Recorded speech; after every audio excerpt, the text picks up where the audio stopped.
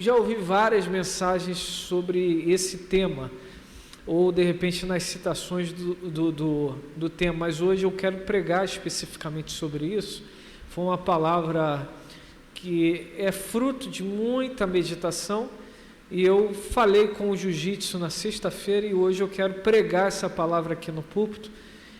A temática de hoje é improváveis, né? Improváveis. E todas as vezes que eu leio essa passagem, ela me espanca no bom sentido da palavra, porque tem muito sentido. Existem muitas coisas aí que nos colocam não à parte das situações, mas no centro de muitas coisas que vão acontecer no nosso dia a dia. É uma passagem que fala sobre o cuidado com o ser humano, mas também sobre o peso espiritual de determinadas coisas, coisas que nós apenas classificamos como problemáticas, mas que tem um fundo de espiritualidade ali, de ações malignas, mas também com ações do céu. Então, improváveis é o tema da mensagem. Marcos 5:20 diz: então partiu aquele homem e começou a pregar por toda a Decápolis as coisas que Jesus havia feito por ele, e todos ficavam maravilhados. Vou ler aí na versão que está na tela. Então aquele homem se foi e começou a anunciar em Decápolis. O quanto Decápolis não é porque era uma única cidade, é porque era um conglomerado de cidades. Então dava o nome era uma religião chamada Decápolis, e não uma única cidade. Então saiu a anunciar em Decápolis o quanto Jesus tinha feito por ele. Todos ficavam admirados, improváveis.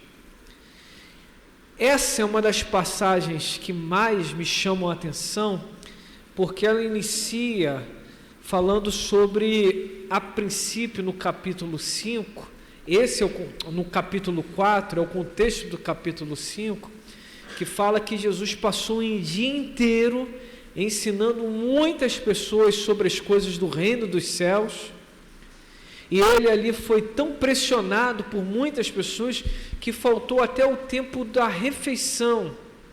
Mas no final daquele dia cansativo, Jesus libera os discípulos para passarem para uma outra região, e ele no mesmo momento decide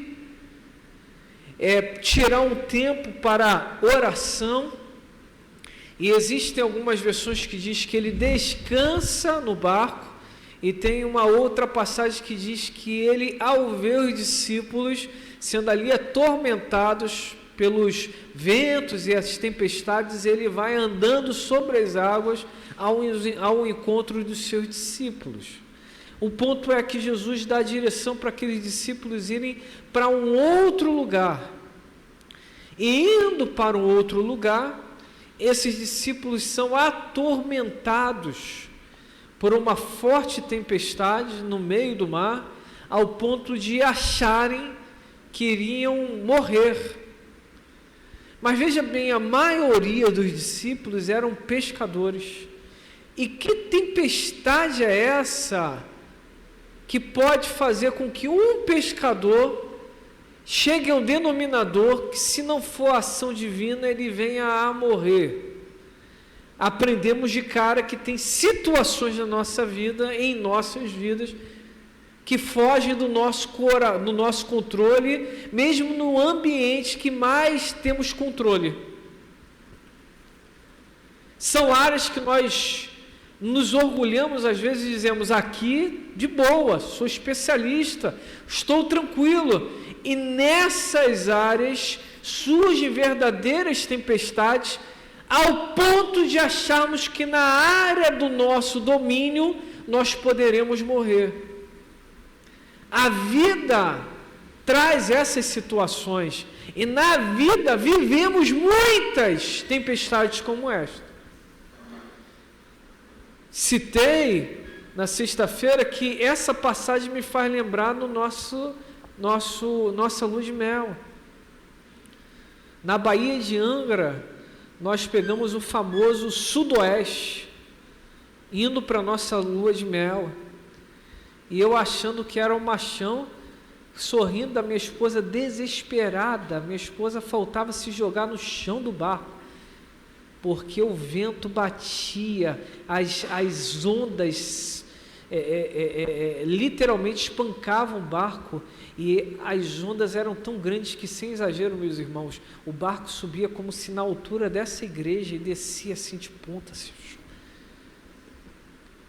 E eu sorrindo com o desespero dela, e depois com o tempo eu vi o quanto burro eu fui porque achando que era machão, eu estava perto de perder a minha lua de mel para falar que eu era muito bom. Não tem medo. Quem não vai ter medo de uma situação dessa? E quando chegamos em terra firme, ela me fez refletir o perigo que estávamos vivendo, que até os moradores da ilha estavam temendo. E naquele momento eu pensei: Senhor, segura só pelo menos para eu viver a minha lua de mel. Já nadei tanto tempo, agora perto da bênção vou morrer aqui. Está repreendido. Os solteiros sofrem tanto para aquele momento glorioso, aleluia.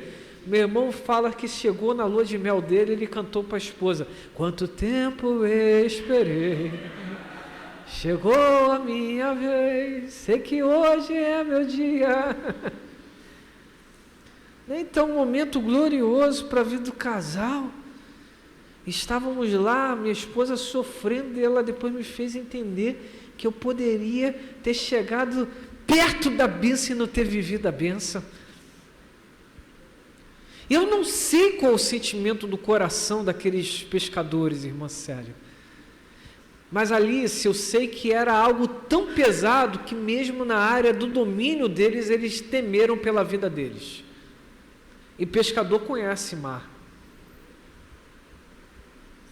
Pescador entende dos perigos dentro do mar.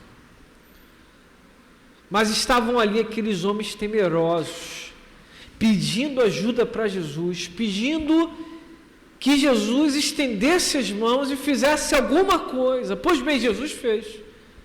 A tempestade se aquieta, o vento se acalma. Chegam em terra firme. E depois de uma luta, depois de uma noite, de uma luta absurda, chega até Jesus a comitiva que iriam dar as boas-vindas da chegada de Jesus e daqueles homens de Deus. E como se chamava essa comitiva? Legião de demônios. Jesus chega na praia e um rapaz endemoniado se aproxima do Cristo, perguntando: o que temos nós contigo, Jesus de Nazaré? Aprendi no seminário que quando nós usamos a frieza da percepção literária do texto, perceberemos que esse rapaz não estava apenas possuído, ele era um verdadeiro ninho para demônios. Era um endemoniado. Era alguém que não levava uma perturbação, mas levava no mínimo 2.000 perturbações dentro de si.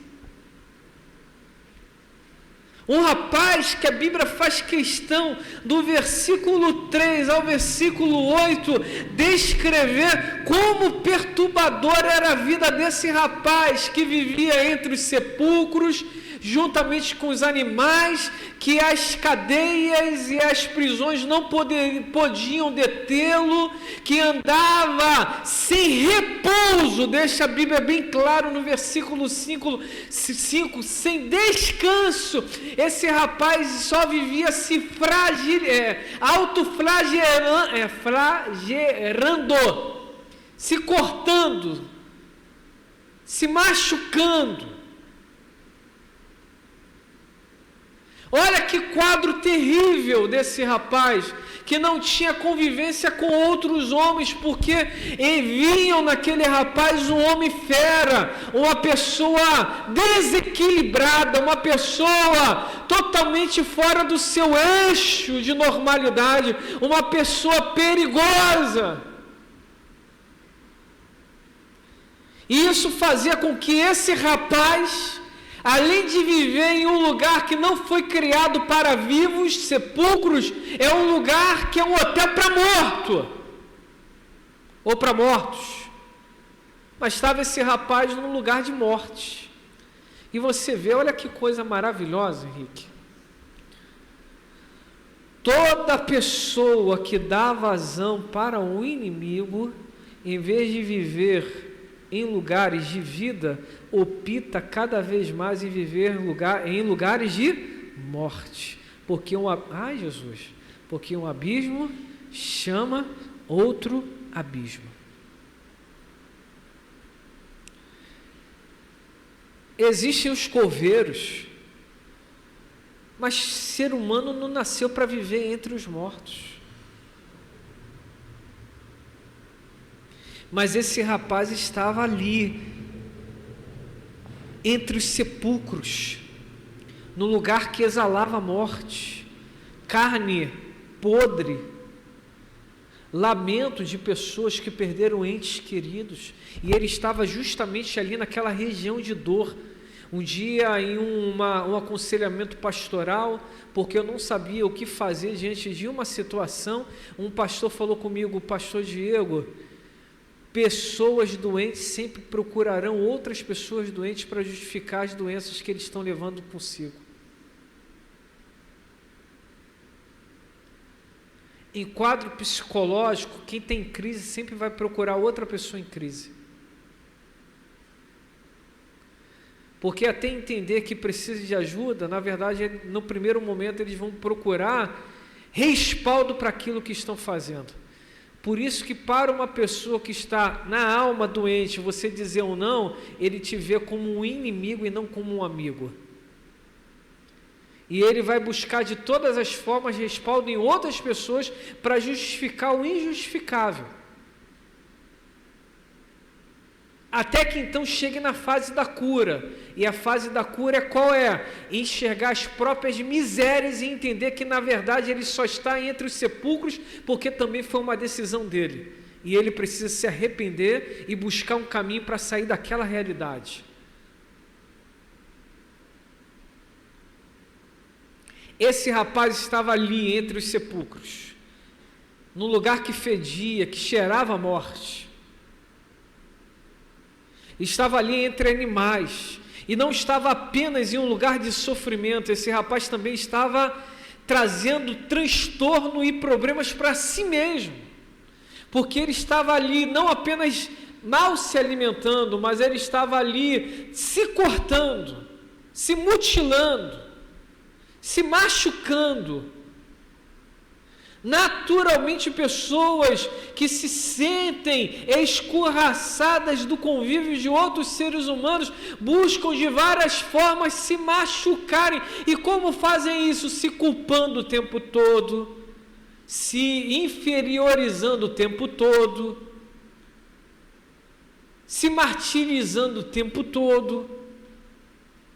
E são verdadeiras feridas na alma que essas respectivas pessoas vão abrindo, porque na verdade elas não estão querendo cura, elas estão apenas querendo um momento para elas, nem que esse momento esteja levando-as à morte.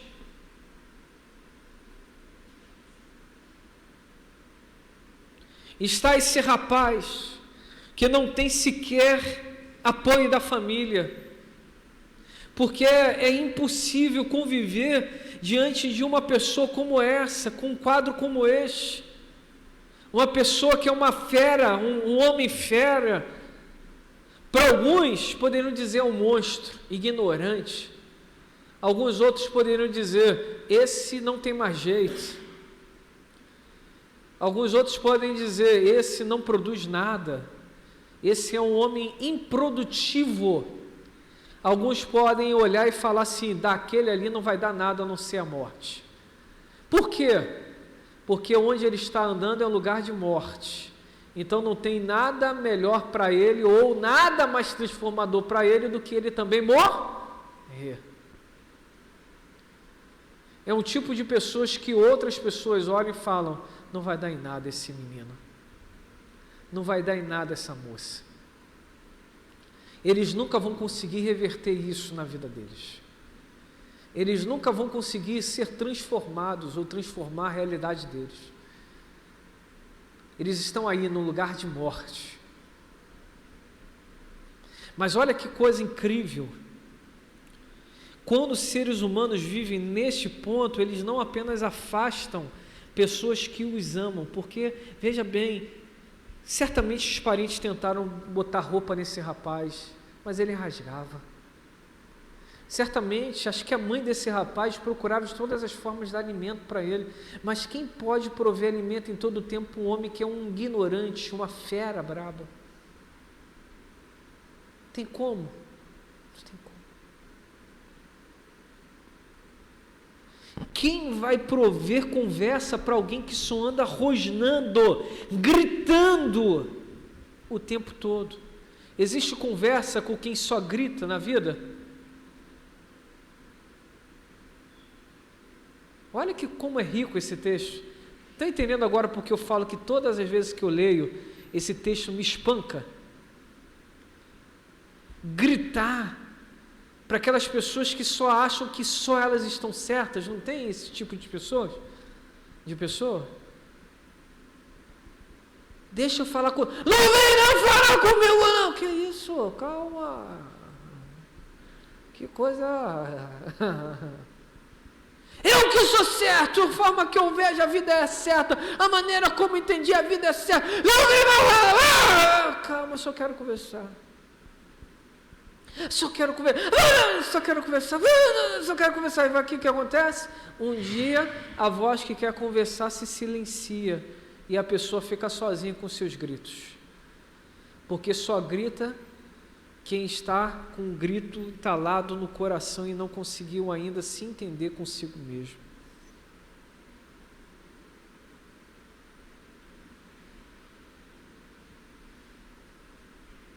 Esse rapaz só vivia gritando. Eu estou aqui! Eu estou me cortando, mas estou aqui! Eu estou me lascando todo, mas estou aqui, hein? Não esqueçam de mim, meu sofrimento, na minha vida de destruição. Por quê? Porque me destruiu, também vocês estão sendo destruídos. Mas olha que coisa incrível. Tudo estava dando errado para esse rapaz. Esse rapaz era um tipo de gente que ninguém daquela cidade, ou melhor, daquela região, poderia dizer que daria uma coisa boa. Esse rapaz pode ser um tipo de pessoas como nos nossos dias, que ao olharmos nas ruas podemos dizer, ao olharmos a família do outro podemos dizer, olharmos para a nossa casa e dissermos, eu até queria, mas está difícil. Esse é um tipo de uma pessoa improvável. As circunstâncias só levavam para aquilo que era o racional. Em algum momento ele vai dar um treco e vai morrer. E olha, para alguns casos, a opressão é tão grande dentro de casa. Obrigado, Espírito Santo. E olha que acontece isso. E falar obrigado, Espírito Santo, eu vi um meme aí de vocês, hein? Eu descobri essa semana isso. Eu descobri essa semana isso. Estou de olho em vocês, hein? Então, ó, agora vê, meu amigo, meu vice-moderador, pode uma coisa dessa? Descobri esse dia, falei, sem vergonha já faz. Nada passa batido aqui, rapaz. A gente acha que passa, mas não passa. Agora ver. Olha, quando a gente olha isso, um quadro desse, algumas pessoas chegam a falar, só vou ter solução quando essa pessoa ir embora da minha vida. Quando o fulano de tal morrer, aí eu vou ter paz. eu não consigo acusar, se é esse o pensamento dessa família, eu não consigo achar ou ser juiz em pontuar que eles estavam errados, porque olha o nível de sofrimento que essa família estava vivendo. Mas obrigado, olha que coisa linda. Onde o ser humano acha que já não tem mais jeito, chega Jesus e diz que tem jeito.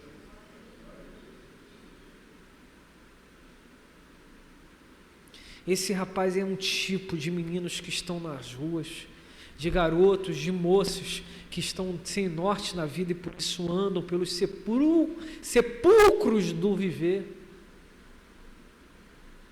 que andam se mutilando entre as palavras, as decisões da vida. A vida é minha, eu faço com ela o que eu quero, uma automutilação, porque você que é experiente está enxergando, vai dar problema. Uma coisa linda da vida, Maria Alice, é a experiência. É igual o Romário, a gente fica igual o Romário. Treinar para quê? Eu já sei o que fazer. É mais ou menos isso. Não estou dizendo que você não tem que treinar, entenda bem, é só a forma de expressão. Você não precisa correr muito, você já sabe, né, Alex? Jogador Alex, bom de bola ali, o boleiro Alex. Eu vou ficar aqui porque no final das contas a bola vai cair aqui. Aí você experiente não tem mais a disposição de um garotinho, né, Rick? Não tem, a gente até tenta, mas não dá mais. A gente faz por amor, mas como o nosso corpo vai se limitando? Não é verdade isso? Por mais que o nosso coração esteja efervescido, mas o nosso corpo mostra em todo o tempo que existem limites. Mas olha que a experiência faz. Nós não temos mais a mesma disposição, Sônia Drummond, não temos mais a mesma força, mas a nossa mente consegue perceber coisas que quando éramos garotinhos nós não percebíamos. E a gente consegue parar e olhar assim uma situação e falar: vai dar muito problema isso. Ainda mais quando chegamos com os novinhos que dizem assim: a vida é minha, eu faço ela o que eu quiser, ninguém manda nela. Mas o problema é esse: depois que se estrepam, vão atrás de quem? Dos experientes. Aí dá vontade dos experientes olharem para os novinhos e falar assim: a vida não era tua? Nos quebrou muita cabeça ainda não? Dá para dar uma arranhada melhor ainda não? Ainda está tranquilo, dá uma arranhada melhor. Porque vai entender algumas verdades.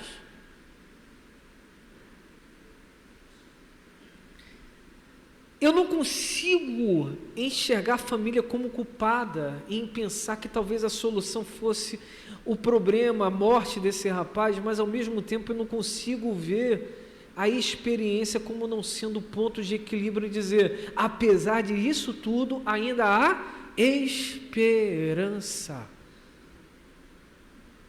Abra uma aspa aqui, quem já se arrebentou na vida, nunca pense que esse arrebentar foi o último da vida, tem coisas pior que podem acontecer. Mas olha outro ensinamento maravilhoso. O que aconteceu de ruim não significa dizer que sempre vai acontecer coisa ruim. Pode ser que o choro tenha durado uma noite, mas a alegria vai vir pelo amanhecer. Talvez esteja faltando isso aqui para vir um momento maravilhoso para a tua vida. Por isso não pare. Apesar das pancadas da vida, mas fui eu que errei. Deus é misericordioso, Ele deve olhar para o céu e falar, seu cabeção, cabeçuda. Mas Deus é misericordioso. Aí Deus ainda olha do céu, Deus é muito tremendo. Eu amo o Senhor Jesus de todo o coração. Porque o que a gente falha, o que a gente erra, e no final Ele fala, de novo, hein? Mas tem ainda mais uma oportunidade para você. Vai lá, agarre e viva. Jesus é muito bom, mas é muito bom. Se não fosse a misericórdia do Senhor, nós teríamos já sido consumidos há muito tempo. começar do pastor até o bispo, o que quer que seja, é misericórdia do Senhor que nos deixe sobre os nossos pés. É misericórdia do Senhor. Esse rapaz aqui é um tipo de pessoas que talvez eu e você fomos um dia. Pessoas improváveis. Que no ardor das nossas falhas, nós mergulhamos em sentidos totalmente errados e nos encontramos em muitas vezes, não só foi uma vez, em muitas vezes andando no meio de sepulcros, sem descanso, e mutilando a nossa própria alma. Quantos de nós vivemos o peso, olha como é, quando nós não andamos no centro da vontade de Deus, versículo de número 5, consegue botar aí? Na minha versão, King James diz, e sem repouso, e noite e dia, sem repouso, perambulava entre os sepulcros, ou seja, uma pessoa inquieta, noite e dia ele andava, ou seja, gritando. Aí na NVI onde está assim, andava, antes do andava vem, sem repouso. Não tem uma pessoa, quando não tem paz no coração, ela não consegue sossegar? Nunca está em paz com nada? Tem festa na família, arranja confusão. Está parado no serviço, arranja um jeito de ser mandado embora. Está entre os amigos, sempre tem uma palavra infeliz para trazer as pseudos verdades. Tem verdades que não são verdades.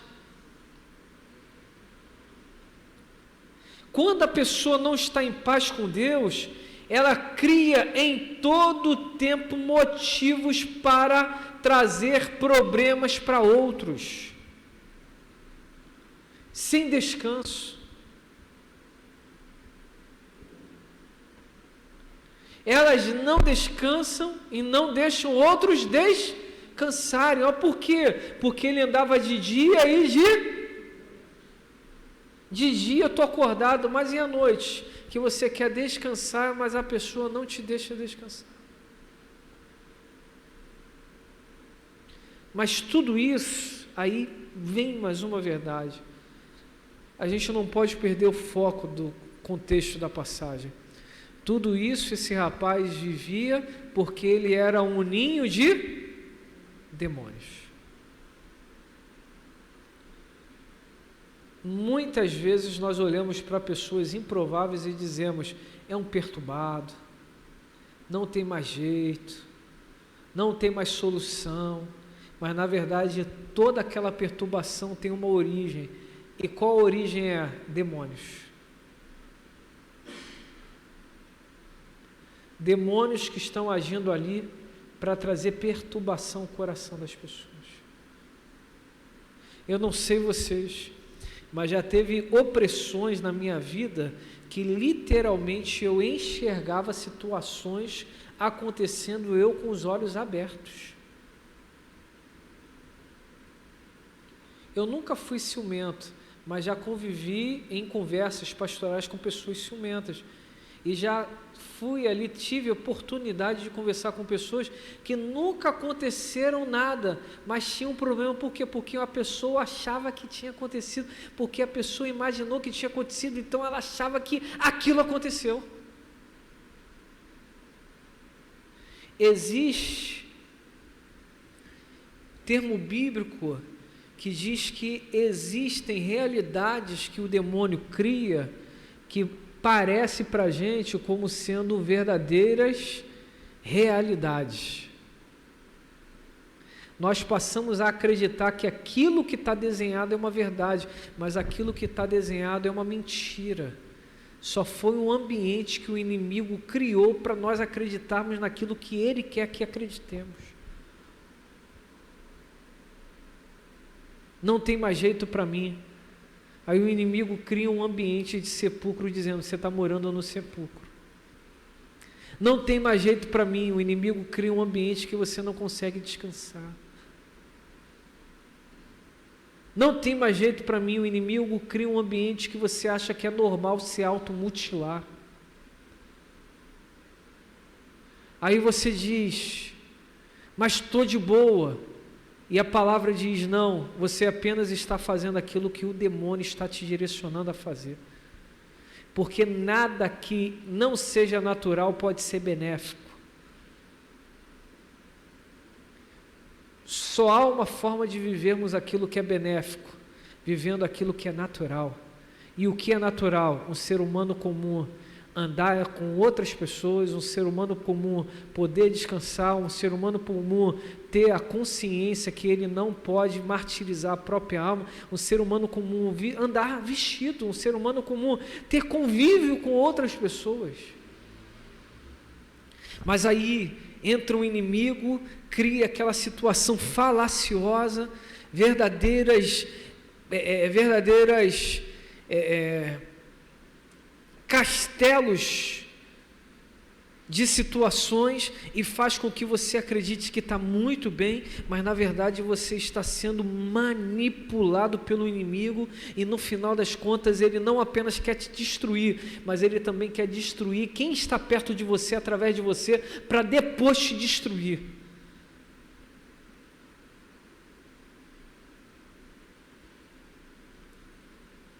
Às vezes o inimigo não consegue tocar na nossa vida, mas ele vai em alguém fraco, toca em alguém fraco que nós amamos para acabar nos atingindo. Quantas famílias não estão vivendo isso? Não levante a mão só. De novo, aquelas perguntas retóricas. Quantas famílias não estão vivendo isso? De ter a consciência que tem alguém que nós amamos, que estão andando, pessoas que amamos, que estão andando entre os sepulcros da vida. Pessoas que respeitamos, que estão andando com a vergonha à mostra. É igual o sonho, né? Sonhei com roupa íntima no meio dos outros. Meu Deus, que isso, jamais andaria. Aí eu aprendi com a minha avó, que é mais espiritual do que eu: quando você dorme, você sonha com roupas íntimas, significa dizer que o Espírito Santo está te mostrando que tem áreas na sua vida que estão descobertas. E você sonhar nu ou com roupa íntima significa dizer vergonha. Para quem gosta do nudismo, não tem vergonha para quem gosta do nudismo, mas pessoas comuns, como nós sonhamos com roupa íntima. Quem nunca sonhou assim depois que teve conversão com o Senhor? Aí fala assim: o Espírito de Deus não fala comigo. Não fala? Não fala? E o Espírito Santo fala profundamente, dizendo: é essa área aqui. Você está andando nu diante dos outros, você está mostrando as suas vergonhas. Quando você olha alguém nu andando pelas ruas, às vezes aparecem pessoas aqui próximo do Vila dos Teles, nesse quadro mental, você sente felicidade ao ver aquela pessoa daquele jeito, você sente vergonha pela vergonha dela, ou pela vergonha dele, porque a nossa intimidade não foi criada por Deus para revelarmos para muitos. A nossa intimidade foi criada por Deus apenas para revelarmos para aquele ou para aquela que Deus nos confiou para viver o resto da vida conosco.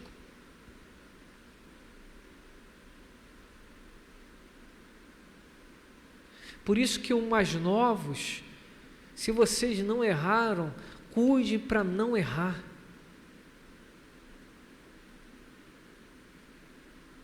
Eu já vivi tão assim no limite quando estava jejuando, eu confesso que eu fiquei meio bitolado às vezes também. Tem isso também. E eu cheguei até o momento de pensar: se eu beijar muito outras pessoas, veja bem, eu estou beijando um dia, quando eu casar, eu vou passar na rua e eu vou ver aquela moça talvez com outro rapaz falar peguei, ou aquela moça vai poder falar com outra pessoa, falar peguei também, e o problema é, e se eu tiver com a minha esposa e essa moça tiver a cara de pau de dizer eu peguei teu esposo, oh, que coisa terrível!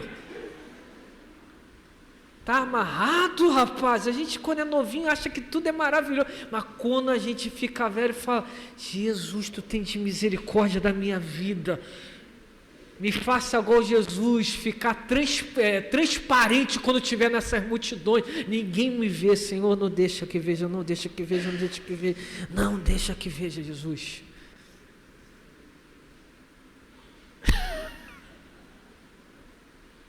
Coisas doidas que a gente faz, depois fala, meu Deus, chega a experiência de novo ali, chega a experiência e fala, meu Deus, tem de misericórdia, vou ficar quietinho porque o negócio é feio. Deixa quieto. Que coisa doida às vezes a gente faz.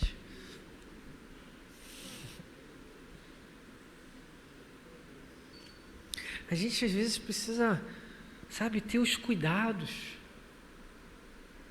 Sabe como, meninos aí, eu fecho essa aspa, sabe como eu aprendi a respeitar minhas namoradas? Porque lá na adolescência eu falei assim, um dia eu posso ter uma filha. E eu não quero que as outras pessoas que talvez ela possa se relacionar, tratem ela como eu vou tratar minhas namoradas. Então, rapaz, isso sempre pesou no meu namoro.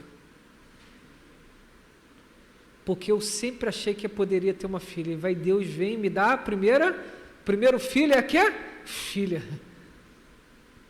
E eu falo com a Mona, estou de boa, estou tranquilo. Sempre fui respeitador, se for por semear, eu semeei muito bem, aleluia. Porque é bonito na casa dos outros. Coloca na tua casa para ver a dor que vai ser. Na casa dos outros, vai na tua casa agora, telhado. Misericórdia.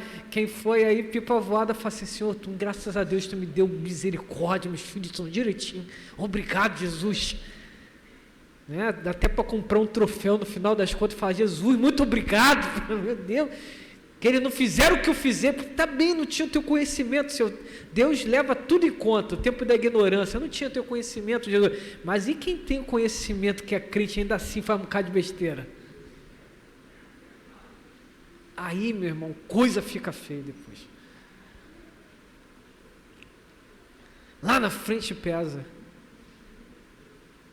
Lá na frente pesa. Fecha o aspas. Existem casos que podem estar vivendo esse nível, sabe, de problemas sérios. Mas aí tem uma coisa maravilhosa. Primeiro, o rapaz era um improvável. Segundo, o que o levava a fazer tudo aquilo era pelo fato de ele ser um ninho de demônios. Mas aí tem um terceiro que é maravilhoso. Jesus é capaz de atravessar um mar para encontrar um ser humano improvável. Até onde Jesus ama o ser humano? De tal maneira.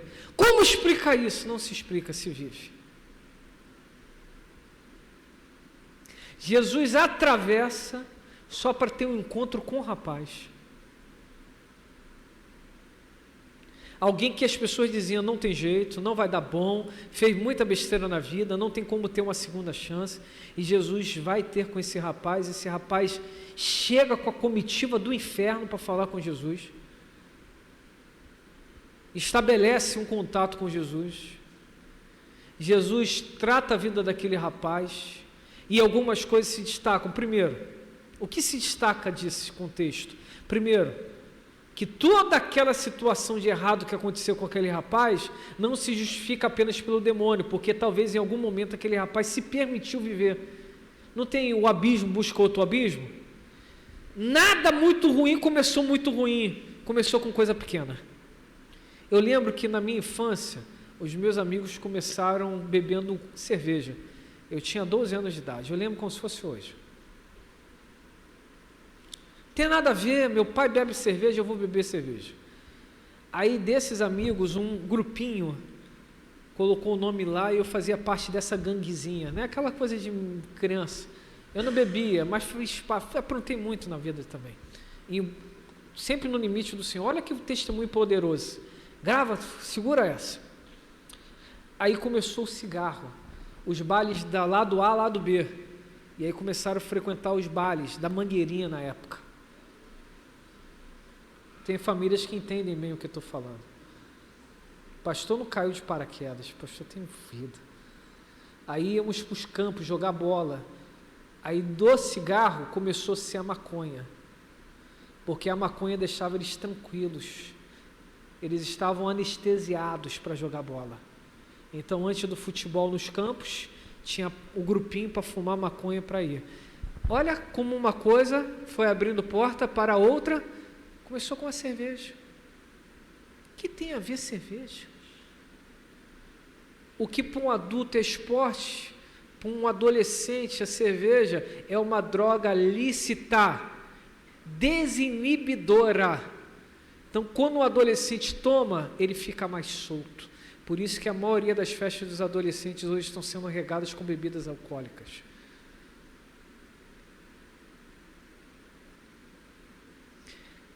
Grave isso que eu falo com certeza o que eu estou falando. A maioria da primeira vez dos adolescentes vieram depois de um período de bebedeira. A moça acabou se entregando e o rapaz acabou se entregando porque estavam bêbados. Então o limite estabelecido pela moral quebrou depois que entrou a bebida. Segunda porta, veio um cigarro. Terceira porta, a maconha. E um belo dia eles estavam fumando maconha na rua, aí eles já estavam com a boca de fumo, porque assim, né? É uma porta, vai buscando outra porta. Eles estavam com boca de fumo. Ele tinha perdido meu pai. Aí eu virei para um rapaz e falei assim: se você quiser, eu posso ficar na boca do fumo para você. Eu não bebia, não fumava e não cheirava. Eu era careta. Mas eu podia ficar na boca de fumo para ele. Aí o rapaz virou para mim e falou assim: drogado. Que isso, Diego? Você não. Você tem algo diferente na sua vida.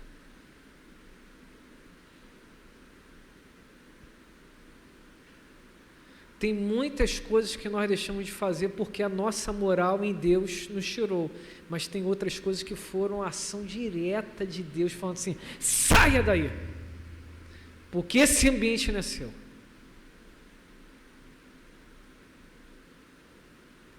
Uma porta vai abrindo outra porta.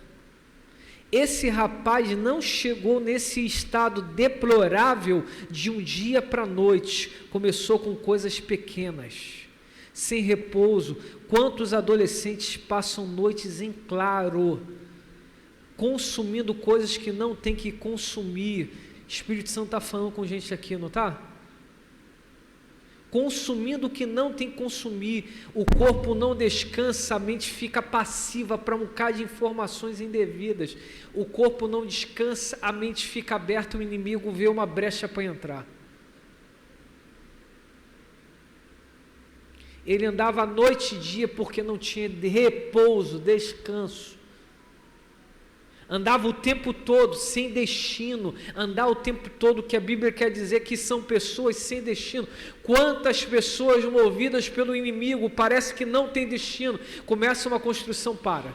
Vou construir o quarto da minha casa, parou. Botou o primeiro tijolo, parou. Eu vou fazer a escola agora, parou. Eu vou fazer a universidade agora, parou. Eu vou desenvolver o meu negócio, a primeira crise. Se você parasse na primeira crise, Alice, o que daria? Alex, quantas quebradas, Alex? Dá para contar umas 10? 12ª. Mas vai parar? Não. Vai parar, Alice? De forma alguma. Somos brasileiros e cristãos e não desistimos nunca. Uma hora a gente acerta, pega o peixe certo.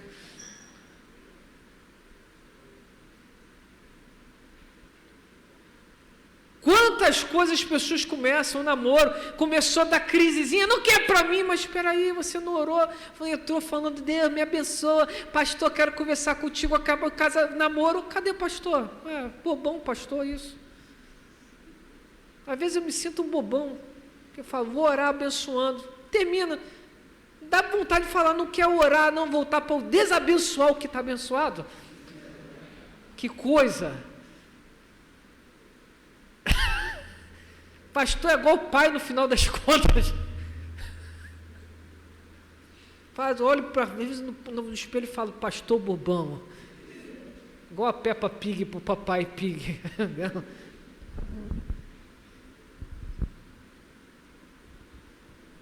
começa uma coisa por causa da primeira crise, eu desisti. Vestibular, muito difícil, vou desistir. Quando eu fiz a cirurgia de 15 anos, eu tenho cicatriz aqui, tenho cicatriz aqui. Talvez aqui na igreja nunca ninguém me viu desse jeito, porque nas piscinas da igreja eu sou sempre de camisa. A única que vê o meu peitinho é minha esposa. Essa sensualidade toda.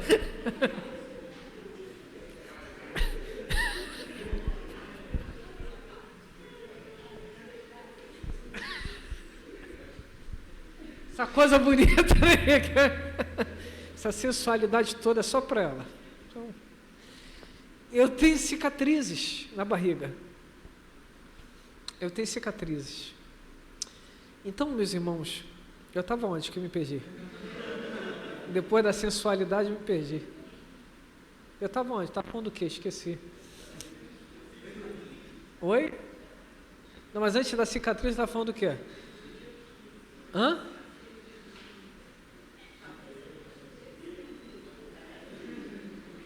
Vocês também ficaram rindo da minha sensualidade, esqueceram. Eu esqueci tudo agora, até o que eu estava falando, é o problema da velhice. Pastor bobão. Mas eu esqueci porque eu entrei na cicatriz, né? Assim, depois eu lembro.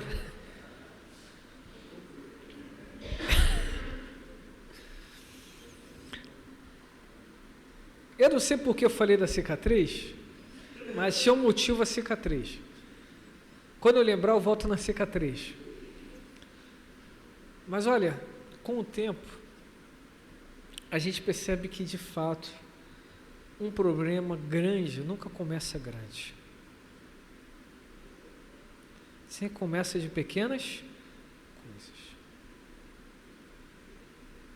São decisões. Daniel teve uma vida brilhante na frente, mas porque quando era adolescente, resolveu em seu coração não se contaminar com os manjares do rei. O que tem a ver? Eu vou comer a comida do rei. Talvez aquele comer a comida do rei fosse a primeira porta para um problema seríssimo lá na frente.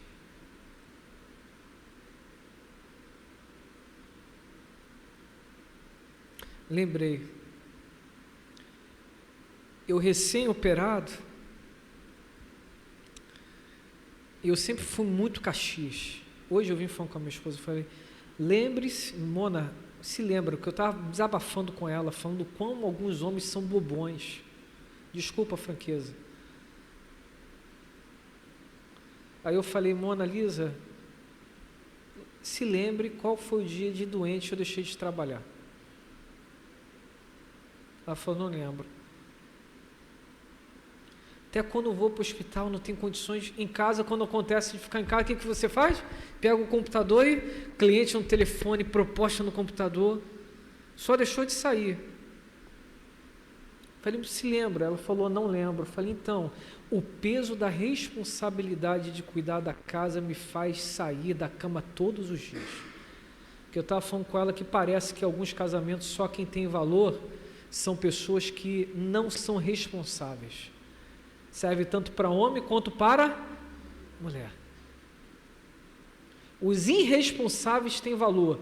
Os que mais aprontam são cuidados com não, se eu fizer isso pode ir embora de vez, vai embora logo. Fica perturbando o meu juízo. Que coisa. Aí quem não faz nada, está ali andando direitinho, às vezes não tem o devido valor que precisava ter. Isso vai ser motivo de pregação mês que vem aqui na igreja. A gente nunca pode deixar de dar valor para quem está andando direitinho, em demérito para quem está andando errado. A gente quer ficar cuidando, se está no erro porque quis. Então tem que tomar posição de arrependimento e voltar para o caminho certo.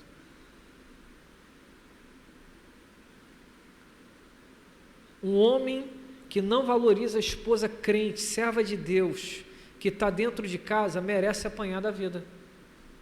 E a mulher, a mesma coisa. Mas Deus nos fez para apanhar da vida? Não. Então o que nós temos que fazer? Valorizarmos uns aos outros. Se for cristão, mais ainda. Que o esposo e a esposa chega assim, ralamos muito, mas temos valor um ao outro. Quando adolescente, Caxias, não tinha vale transporte do Vilar para o Jardim Meriti, estudava no Jardim Meriti. Aí eu fui a pé do Vilar dos Teres, com ponto ainda aqui, e com isso daqui aberto, com dreno. Eu fiquei, depois, com cirurgia, a irmã Sônia Drummond conhece esses negócios, fiquei com aquele negócio aqui, com com saindo as secreções ainda, e com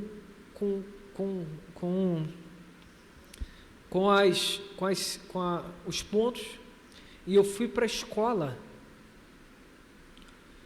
e eu tinha muita dificuldade de fazer movimentos bruscos, e cheguei na sala de aula, uma professora estava com problemas, depois fiquei sabendo, aí ela me pediu para apagar o quadro, mas eu não podia fazer, eu estava recém-operado, aí eu fui devagar. Quando eu acabei de limpar o quadro, ela me amaldiçoou e disse: você é uma pessoa sem destino, não vou usar o termo que ela usou, uma pessoa que não vai ter destino. Você vai ficar dentro de casa e quem vai trazer sustento para dentro da tua casa vai ser a tua mulher. Você não vai crescer, você não vai fazer. E começou assim, e eu parado assim. Aí ela no final: por causa do teu abuso você vai sair da minha sala. Eu falei: mas eu não falei nada, não fiz nada. Aí saí da sala, aí a diretora Sônia da época foi na sala, aí um aluno virou e falou: mas ele não fez nada. Aí ela desceu e falou: filho, o que você fez? Eu não fiz nada. Ela pediu para eu apagar o quadro, acabei de apagar o quadro, ela começou a me amaldiçoar. Mas você não é operado? Eu falei: sim, inclusive eu estou com os curativos aqui.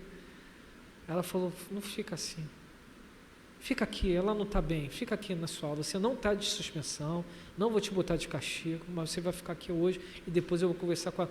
Sônia era muito sábia, nem sei se ela ainda é diretora do Jardim Meriti, mas muito sábia aquela diretora, fera. Ela amaldiçoou, passaram o tempo, a maldição dela se cumpriu? Mas poderia ser uma porta do inimigo na minha vida aquilo?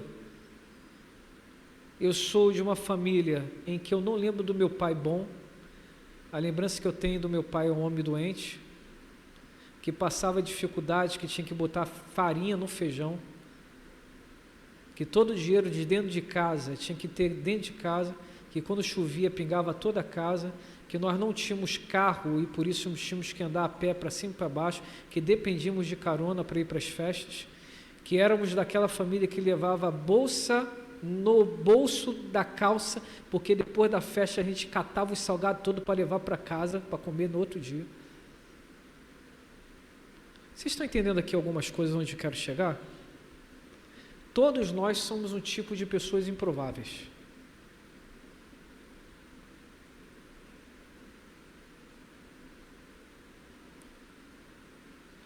Todos nós. Mas o que vai romper com isso? Primeiro, a graça de Deus. Eu preciso terminar que já passei muito. Mas segundo, a sua decisão. Um dia eu olhei para minha mãe e falei: eu vou ser empresário. Eu nem sabia o que era ser empresário, mas eu achava bonita a palavra empresário, e o que eu tinha em mente é que um empresário tinha muito dinheiro e resolvia o problema da família toda.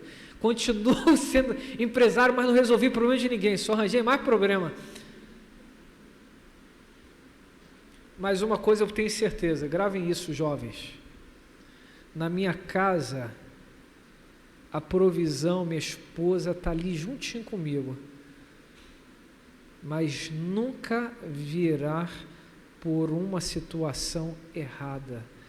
Acordo de madrugada e vou dormindo de madrugada, porque a vida não é fácil para ninguém. A vida não é fácil para ninguém.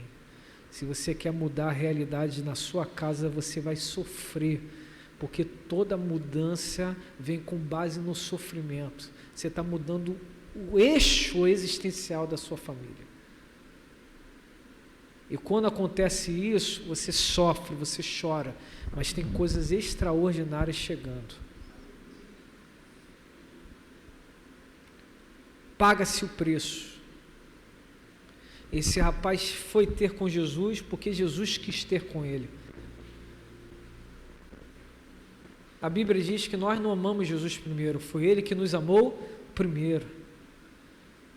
E nós correspondemos a esse amor. Só tem um detalhe: o Senhor, quando nos transforma, e aqui eu concluo, Ele nos transforma completamente. Porque depois que esses demônios saem da vida desse rapaz, esse rapaz agora se encontrado diante do Senhor, como? Vestindo uma roupa com sandálias nos pés e comendo e no meio de Jesus e dos discípulos. Estão entendendo isso? O que Jesus faz? Por que o inimigo age tanto tentando destruir pessoas? Porque ele quer continuar levando essas pessoas à destruição. Mas quando Jesus chega, ele muda o ambiente. Ele transforma situações. Jesus nos pegou quando nós éramos improváveis. E Jesus nos fez sermos aquilo que nós nunca imaginávamos que seríamos. No auge da minha adolescência, querendo descobrir a vida, estava dançando forró por causa de uma mulher que era linda, e eu achava que eu tinha que dançar com ela, porque era o forró do Arrocha, e quem é do Nordeste entende o que é isso. Eu era adolescente, estava na flor da idade, dos hormônios, e meu irmão, a oportunidade de segurar a cintura de uma mulher. Desculpa falar dessa forma, mas olha como o Espírito do Senhor faz. Aí um belo dia,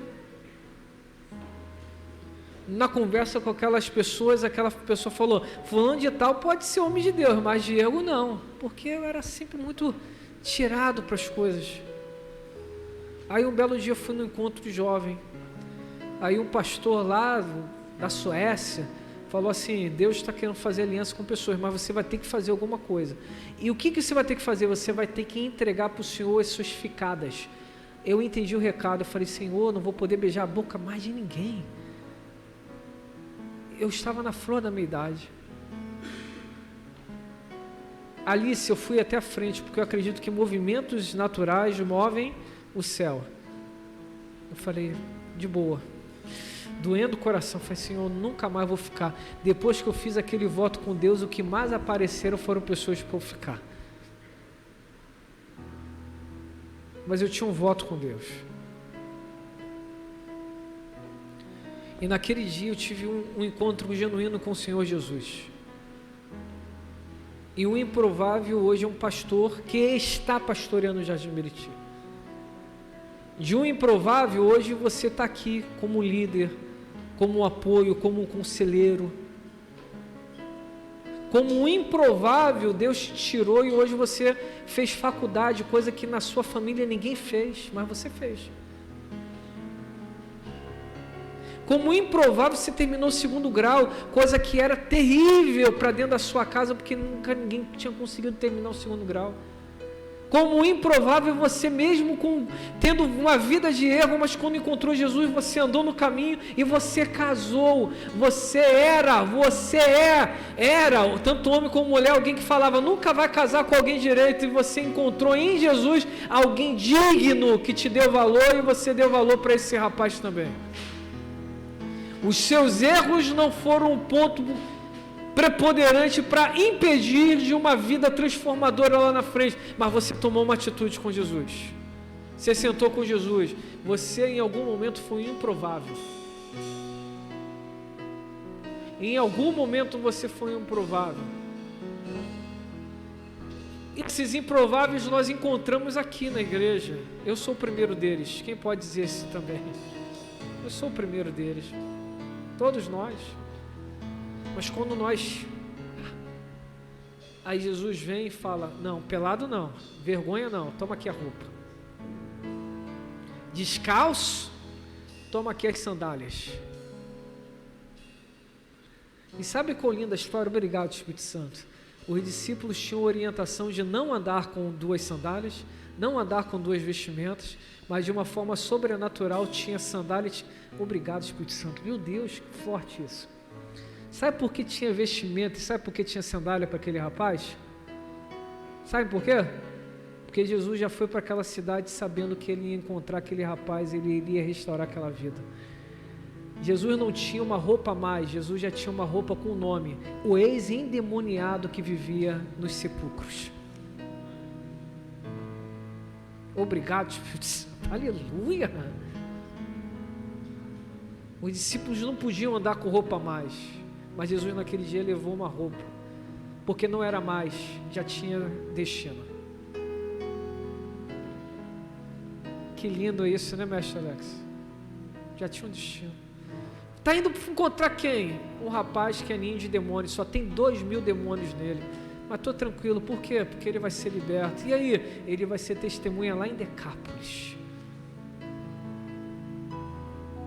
Quantas irmãs Sônias, quantos irmãos Sérgios, quantas Pâmelas, quantas Alices, Alex, Sérias, quantos Henriques, quantos Maurícios, quantas Amandas, Mona Lisas, Diegos da vida.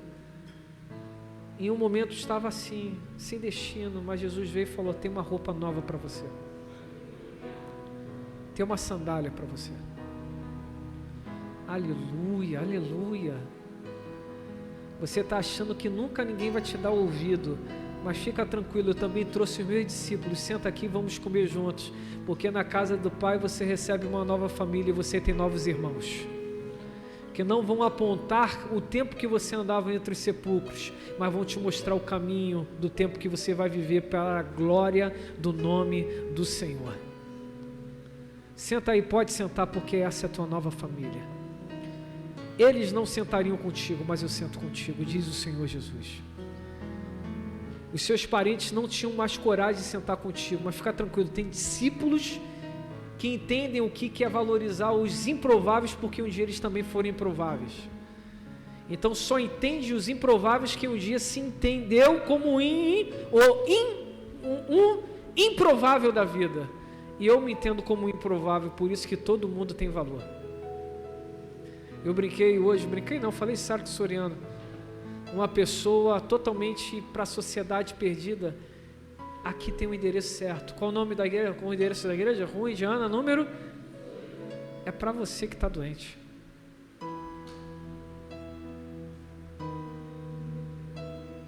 Proibido entrar pessoas perfeitas.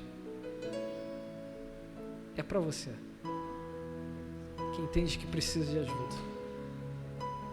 Eu não vim para os sãos, mas vim para hoje doentes, como usou o pastor Cláudio Belo mais cedo. Marcos 2, 19. Jesus veio para os doentes.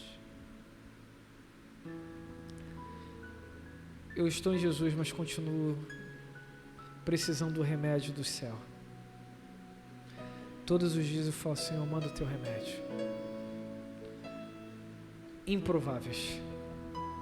Improváveis. Improváveis. Vamos cantar e em seguida vamos terminar.